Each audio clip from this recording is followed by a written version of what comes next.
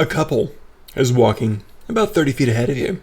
I seem to be enjoying each other's company, holding hands and chatting happily. Unfortunately, all is not well.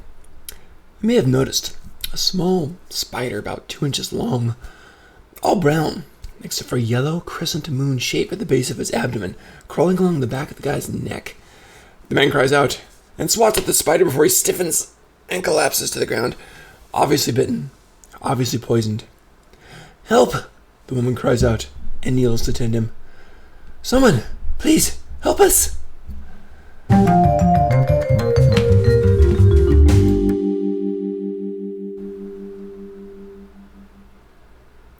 Hello, this is Dr. Kevin Kirk, and welcome to Daily Encounter. Now today I've got something inspired by Halloween. I want it to be a little bit creepy, such as spiders, and some zombie stuff too. This one is the Crescent Moon Spider Infestation, which just sounds gross and just creepy and delightful, so I wanted to do that.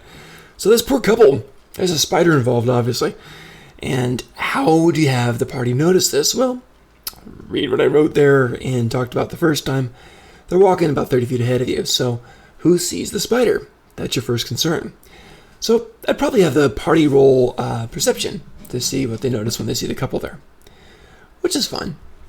Now if you roll a 17 or higher, you see the spider, beautiful, but if nobody notices, there goes the encounter, right? I mean, they don't know what they're looking for, they don't know anything, that the encounter kind of depends upon them seeing this. So if nobody notices, the highest two perception rolls, 3 if there's a tie, right? The highest two perception rolls notice the spider, including that yellow crescent. Can you do that? Yeah. This literally is the encounter, so they have to notice. They need to have that clue. So that's fine to have at least 2 people notice it. Now the poor man's going to die. It's part of the plan. It just is. Unless the party casts repose or resurrect or something like that to prevent the unfolding of events. If they investigate, and they probably will, they'll find the small round spider bite oozing yellow pus. Yum. They'll also find the man's pouch, in addition to some silver and gold. There's a small mass of webs and dozens of small yellow spider eggs. Picture something, since spiders usually have their eggs in sacks or something like that, picture something like fish eggs in this, so that would be kind of nice and gross. Now, the victims of the bite turn into zombies. They turn into zombies. And they're treated like zombies too. Turn into zombies with yellow eyes. And the zombies' purpose is to serve the spiders. So they incubate more spider eggs in their clothing, their mouth, their nostrils, their ears. They'll attack like normal zombies, but they lack the incessant hunger of normal zombies. They fight to defend the spiders and kill and provide more bodies for their arachnid masters to infect. Now, this is all great and all fun and starts a tremendous little campaign, basically, but what if the party ignores it? What if the party walks past? What if they're like, nah. Well, nature runs its course, and many zombies and Crescent Moon spiders will come to inhabit this small town. I'm assuming it's a small town. If you have it in a big town, they're going to quarantine off that big part of town where the Crescent Moon spiders are infecting everybody. Might even overrun a small town. So the party ignores it. Maybe they're passing through. Maybe it's a village, and they're just passing through. They're never going to be back. Then have some of the peasants fleeing the town beg for help. They go to wherever the party can be found next. The party's going to stop at a town sometime. Or maybe even just camping at night as they go to another dungeon. Well, have the peasants eventually catch up. Maybe they're riding their farm horse for days, whatever. So they catch up and they plead for help. Hopefully that'll rope the players back in. If not, at least you know things are changing. And don't be afraid to change the landscape of the land in the D&D game. In this case, you might have the full town completely fall to the spiders and be a very, very dangerous place. That's fine. So it really is. And that could be a place that needs cleaning out later, maybe when the players get to a higher level. That's fine. Spider stats. How do you treat a spider? Well, I'm not talking about giant spiders here. We're talking about little guys like this, like spiders that we face every day. Well, spiders bite.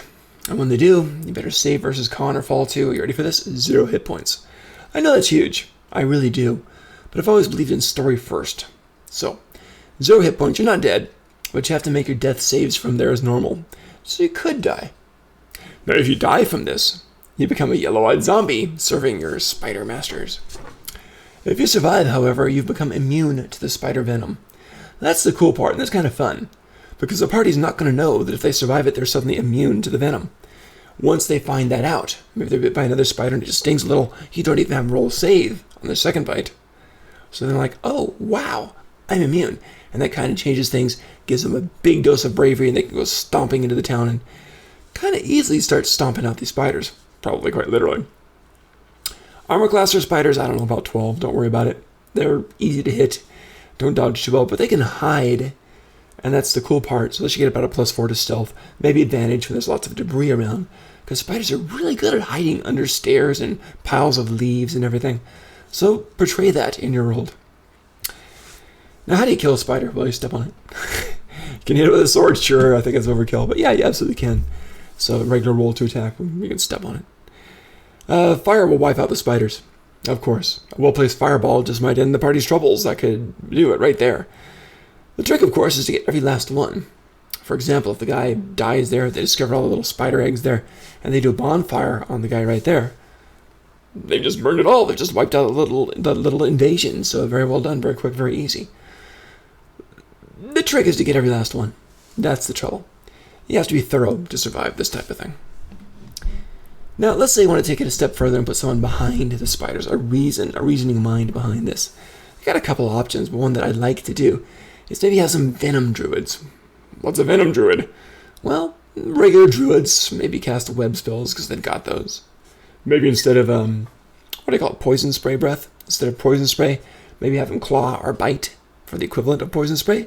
Still a magical attack, but the equivalent of poison spray damage. And save, of course. So that would be kind of fun, a nice tinge to that.